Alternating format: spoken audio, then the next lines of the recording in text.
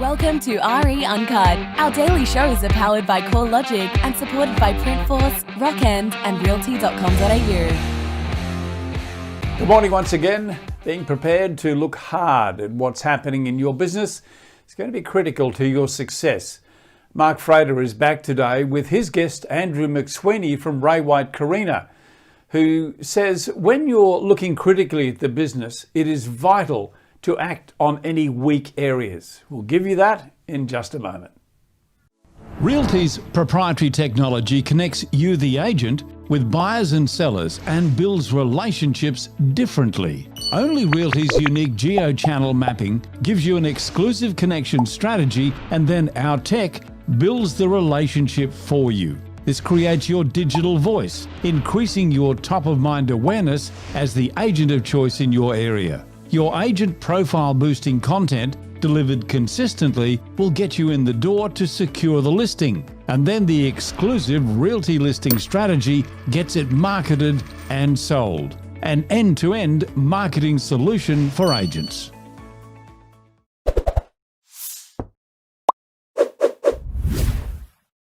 Our guest mentor this week is Mr. Andrew McSweeney from Ray White Carina. Andrew, yesterday we talked about turning up. We talked about being there physically and mentally for your team.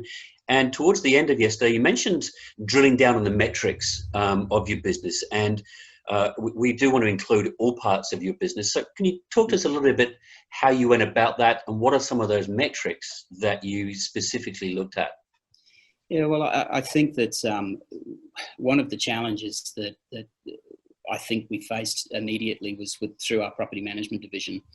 I mean, we understand that there are certain elements within the sales division that we can and that we can't control. I mean, if the buyers turn up, they turn up. If they don't turn up, well, then we're kind of stuck. But from a property management perspective, it sort of just, there were so many things that were sort of going on at one time.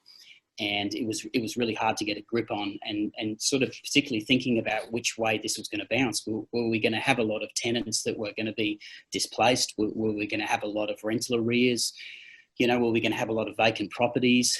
How do we get inside the properties? So how many touch points we can have on those properties? So it was quite a confusing time, and I think that we just really had to just centre ourselves and focus on the things that we knew how to control, and that really comes down to, from my perspective, obviously understanding the metrics that surround how our property management system actually moves. I know, obviously, there was an awful lot of discussions that had to go on with landlords and of course sellers as well. How did you get involved in those? Because I know you did take a big leadership part of that, rather than just palming it off onto the property manager who might not have had the experience. What sort of involvements were you getting involved in, and what were some of the the metrics to those landlords and sellers that you were talking to them about that they had to be ready for? Yeah, well, I think, first and foremost, from a landlord's perspective, they were sort of panicking about affordability. So, making sure that we could actually furnish them with rents, making sure that we had tenants on board, and understanding what that was going to look like. So from our perspective, we went straight into understanding, particularly, who was actually occupying the properties. So we did a bit of tenant profiling around every single person that was actually occupying the properties at the time. We started to look at types of employment, as per their, when they put their applications in. We really started to drill down on where we thought we might start to hemorrhage. The greatest challenge for us was making sure that we actually had people locked away inside permanently fixed tenancies, because we didn't know what the government was going to throw at us. We didn't know where the incentives were going to come from.